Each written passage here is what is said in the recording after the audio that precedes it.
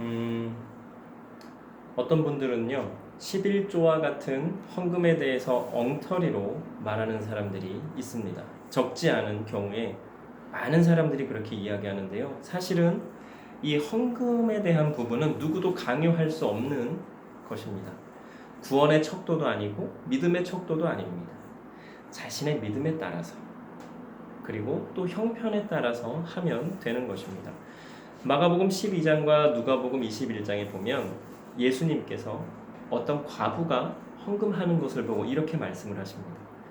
이 과부가 헌금하는 2렙돈, 곧 한 고드란트, 그 동전 하나하나 그 2개가 부자들이 헌금한 그 돈보다 얼마나 했는지 모르겠어요.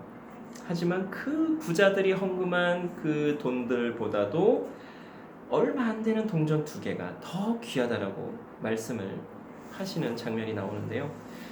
그러면서 뭐라고 말씀하시냐면 그 여인은 자신의 생활비 전부를 드린 거라고 그렇게 말씀을 하십니다. 그리고 부자들은 풍족히 가진 것 중에 일부를 드린 거라고 말씀하시고요. 우리도 헌금 어떻게 합니까? 전부를 드리지는 못해요. 그렇죠? 왜요? 그러면은 생활이 안 되잖아요. 만약에 우리가 100만 원의 수입이 있어요. 근데 100만 원에서 한 11조 하고 뭐 하고 해서 한 8, 90만 원은 우리가 써야 되는 상황인 거예요. 왜냐하면 먹고 살아야 되니까. 당장에 월세를 내야 되잖아요. 근데 만약에 100만 원 생활비를 다 드린다고 하면 생활이 돼요, 안 돼요? 안 되죠. 그러면 우리가 헌금한 것은 어떻게 되는 거예요? 우리는 부자가 아니니까 괜찮은 거예요? 예수님께서 이렇게 말씀하신 게 이해가 되십니까? 예수님께서 이렇게 말씀하신 속뜻은 무엇일까요? 내가 이만큼이나 헌금하고 있다라고 하는 그 부자들의 거칠애 혹은 교만함을 지적하는 것으로 보시면 되겠습니다. 예, 생각하신 그대로예요. 난 이만큼 헌금해. 난 이 정도야. 그러니 알아서 기여. 어떤 노래에 있죠.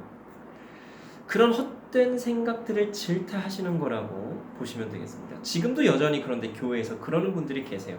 내가 교회에 얼마나 헌금을 하고 얼마나 봉사를 하는데 그러니까 내가 교회에서 한 자리 정도는 해야 하고 이 정도 소리는 내도 되고 나는 대접받을 만하고 내 실력을 자랑해도 되고 어느 정도는 내 마음대로 해도 된다라고 하는 헛되고 헛된 생각을 하는 분들이 지금도 여전히 교회에 계시다라고 하는 것입니다.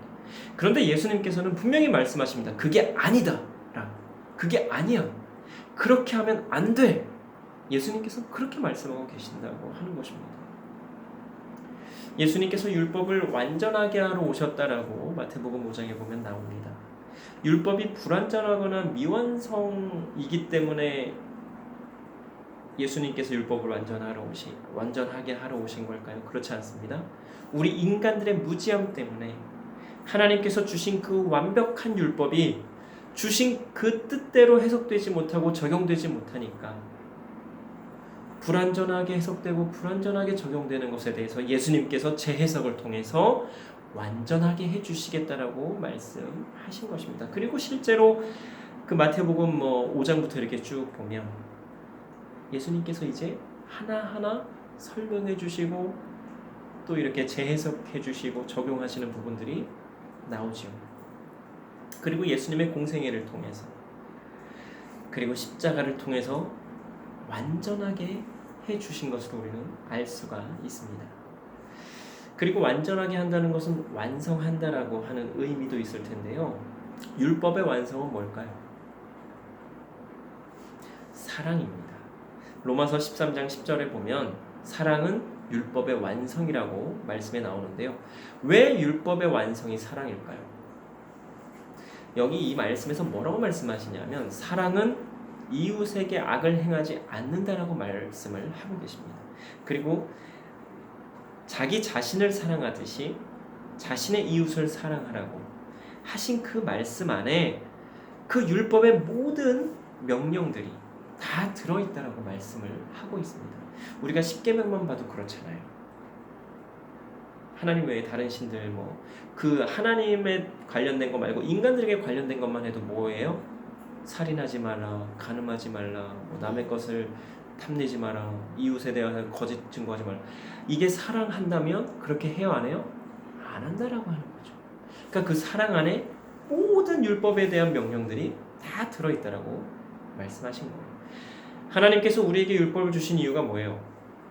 사랑하셔서 주신 겁니다. 부모님들이 옆집 아이한테 이래라 저래라 하지 않습니다. 누구한테 뭐라고 해요? 내 아이에게. 네. 왜 내 아이에게만 지켜야 할 규칙과 뭐라 그래요? 법은 아니지만 그 가정에서만 지켜야 되는 어쨌든 그러한 것들을 왜 그렇게 아이들에게 이야기를 할까요? 사랑하니까. 맞아요. 사랑하는 내 자녀가 바르게 사람답게 그리고 부모의 뜻에 맞게 살도록 하기 위해서. 그런데도 하나님의 마음은 전혀 헤아리지 않고 자신의 뜻에 따라서 하나님을 이용하는 사람들이 적지 않다고 하는 것입니다. 헌금도 봉사도 헌신이나 헌물도 강요하거나 강제할 수 없는 것입니다. 하나님께서 마음 주시는 대로 하면 되는 거예요. 교회에 봉사할 사람이 없습니까? 그러면 없는 대로. 헌금이 없습니까? 그러면 없는 대로. 헌신자가 없으면 없는 대로. 그렇게 가면 되는 것입니다. 억지로 할 것이 아니라는 말입니다. 제가 교육전도사로 섬길 때에 모든 다른 부서에는 반주자가 2명 이상씩 다 있었어요. 건반 이렇게 피아노 치는 기타든 뭐든 다. 그런데 참 신기하게도 제가 섬기는 부서에만 그 어떤 반주자도 없는 겁니다. 그래서 이제 교회에서 반주를 할 수 있는 분들에게 다 물어보고 권해보고 사정사정 해봐도 다들 반주로 섬기기가 어렵다라고 말씀을 하시는 거예요. 그래서 어떻게 했을까요? 선생님들하고 이제 기도를 했죠. 그리고 나서 2년 후인가 3년 후에 반주자를 보내주셨어요. 우리가 너무나도 잘 아는 박은영 선생님. 새신자, 이제 그 인천 쪽에서 살다가 이사 오셔서 이제 왔는데 반주를 할 수 있다 그래서 목사님 김병선 목사님을 통해서 이제 우리 이제 부서로 와서 반주를 섬겨주셨는데, 만약에 그 선생님 말고도 억지로 하려면 얼마든지 했었겠죠. 반주자를 어떻게든 구해서. 그러나 저와 그 우리 부서 선생님들은 하나님의 뜻이 있겠거니 하고는 기도하며 기다렸습니다. 그리고 그러는 사이에 저는 기타를 배웠고요. 잘은 못 치지만 기본은 이제 칠 수 있게 되었어요. 그리고 부족한 실력으로 기타를 치며 찬양을 인도하는데, 그런 저를 보고 그 초등학교 5, 6학년 아이들이 얼마나 열심히 찬양을 하는지 그 모습이 정말로 감동적이었어요. 얼마나 예쁘고 정말 그 눈빛이 달라지는 거예요. 기타를 정말 못 치는데도 계속 틀리는데도 아이들의 그 찬양의 목소리가 그냥 무반주로 할 때하고는 완전 다른 거죠. 저도 그렇게 감동을 받았는데 우리 하나님께서 그 아이들 보시기에 그 아이들이 얼마나 이쁘고 얼마나 사랑스러우셨겠어요. 가끔 이제 페이스북이나 이런 거를 통해서 보면 그때 그 5, 6학년 아이들이 지금 대학생이 되고 성인이 되어서 너무나 그 믿음 안에서 잘 자라고 성장한 것을 볼 수가 있습니다. 그럴 때면 너무나 뿌듯해요.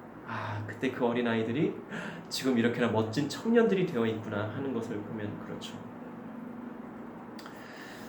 교회에서 어떤 일을 할 때에 억지로 할 이유가 전혀 없습니다. 하나님께서 계획하시고 뜻하신 바가 있으셔서 그런지도 모르기 때문에 그렇습니다. 만약 그 당시에 훌륭한 반주자가 있었다면 저는 기타를 배울 생각을 하지 않았을 거예요. 그럼 지금 우리는 무반주로 그냥 예배를 드려야 했을 겁니다. 우리가 너무나도 잘 아는 사도 바울 한번 볼까요? 우리 생각에는 하나님께서 처음부터 그를 부르셨으면 좋았을 텐데 언제 부르세요? 스데반이 죽고 나서 부르십니다. 그것도 그리스도인들을 잡아 죽이러 다메섹으로 가는 길에 사울아 사울아 하며 부르시죠. 이해가 되세요? 아니 왜 그러시냔 말이에요. 그냥 태어나자마자 부르셔서 사무엘처럼 성전에서 제사장 손에 자라게 하시고 바로 사도로서의 사역을 섬길 수 있게 하시지 왜 안 그러셨냐는 말이에요. 사도 바울의 이력을 너무나 잘 아시잖아요. 베냐민 지파이고 8일 만에 할례를 받았고 히브리인 중에 히브리인이고 가말리엘이라고 하는 최고의 그 율법학자에게서 배웠고 이스라엘 족속이고 바리새인이고 율법적으로는 전혀 흠이 없는 사람이었단 말이에요.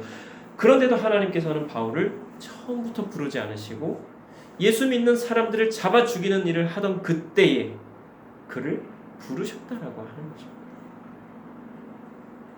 사실은 사도 바울 입장에서는 그가 배운 대로 한다면 그는 율법적으로 전혀 문제가 없었던 것입니다. 오히려 율법적으로 보면 예수님은 그 당시에 이단과도 같은 존재였습니다. 하나님께서 바울을 그렇게 부르신 것은 하나님의 뜻하심과 계획하심이 있으셔서 그런 겁니다. 우리는 다 알지 못합니다. 우리 생각에는 이게 더 쉬워 보이고 더 간단해 보이는데도 불구하고 하나님께서는 그렇게 하지 않으신다고 하는 거예요. 철저하게 하나님의 뜻과 계획하신 대로 하신다는 거죠. 우리는 초조해할 것도 없고요. 조급해할 필요도 없습니다. 우리가 해야 할 일은 항상 깨어서 준비하는 겁니다. 하나님께서 얘야 준비됐니? 요 있다. 이렇게 말씀하실 때 바로 예 알겠습니다 하고 튀어나갈 수 있도록 말이에요. Are you ready? Yes, I'm ready. Yeah, 막 이렇게 그냥 그리고 가라고 하실 때 가고 서라고 하실 때 설 수 있어야 하는 것입니다. 중요한 것은 바로 이거예요. 절대적인 순종. 자동차를 보면 오토미션, 그 기아가 수동으로 이렇게 클러치 밟아서 옮기는 거 말고 자동으로 그냥 옮겨져서 가속 페달, 악셀레이터와 브레이크 그것만 이제 밟는 자동차를 보면 딱 그 페달이 두 개예요. 오른쪽 게 가속 페달, 가운데 조금 있는 게 브레이크. 그래서 가속 페달을 밟으면 차가 앞으로 나가요. 그리고 잘 가던 차가 브레이크를 밟으면 멈춰 서게 됩니다. 그런데 가속 페달을 밟는데 차가 가지 않아요. 또 잘 가던 차를 세우려고 브레이크를 밟는데 차가 멈추지 않아요. 그럼 어떻게 될까요? 사고가 나는 거죠. 그래서 이제 고쳐서 사용하기도 하지만 그래도 말을 듣지 않으면 어떻게 될까요? 그 차는 없어져요. 이제 폐차가 되는 거예요. 버려지게 되는 거란 말이죠. 하나님께서 운전자이고 우리가 자동차라고 할 때에 하나님께서 밟으시는 그대로 우리는 움직여야 하는 겁니다. 하나님께서 가속 페달을 밟으세요. 그럼 우리는 어떻게 해야 돼요? 가면 되는 거예요. 근데 하나님께서 갑자기 브레이크를 밟으세요. 그럼 우리는 어떻게 해야 돼요? 멈춰야 돼요. 우리 예수님께서 그렇게 하셨잖아요. 하나님께서 가라고 하시니 가고 멈추라고 하시니 멈추셨습니다. 그리고 십자가 지라고 하시니까 십자가 지셨습니다. 우리는 어떻습니까? 나는요. 하나님께서 하라고 하시는 그대로 하고 있습니까? 아니면 내 마음대로 하면서 하나님을 원망하고 있습니까? 답답할 수 있습니다. 초조하고 긴장될 수 있어요. 조급한 마음에 무언가 액션을 취해야 할 것만 같기도 해요. 사울 왕이 그랬잖아요. 그 블레셋하고 전쟁 나가는데 제사를 드리고 나가야 되는데 막 그 사무엘 선지자가 늦게 오니까 백성들이 다 흩어지고 그래서 마음이 급하니까 어떻게 해요? 자신이 하면 안 되는 행동을 취해요. 제사장만 할 수 있는 제사를 스스로 드립니다. 그런데 우리가 가장 먼저 해야 할 것은 하나님의 뜻이 무엇인지를 아는 겁니다. 나에게 무엇라 말씀하시는지를 아는 게 가장 먼저라고 하는 거예요. 그리고 나서 행동으로 옮겨도 늦지 않는다라고 하는 것이죠. 하나님께서 하라고 하시는 그대로 한번 해보시기 바랍니다. 그리고 하나님께서 하나님의 뜻과 하나님의 역사를 이루어 가시는 것을 직접 한번 경험해 보시기 바랍니다. 기드온이 경험했던 것처럼 우리 너무나 잘 알잖아요. 그렇죠? 다니엘과 세 친구들이 경험했던 것처럼 말도 안 되는 일을 그들은 경험을 했어요.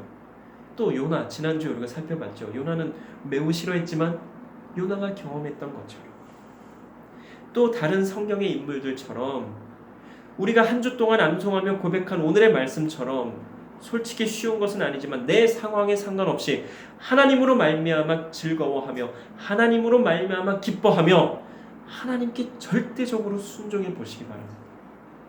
그러면 계속해서 하나님의 뜻대로 살게 될 것입니다. 그리고 하나님의 뜻대로 살려고 노력하게 될 것입니다. 기도 드리시겠습니다. 사랑과 은혜의 하나님 참으로 감사합니다. 우리가 무엇이간데 하나님의 귀한 자녀 삼아주시고 하나님의 일하심에 이렇게 동참할 수 있는 귀하게 쓰임받을 수 있는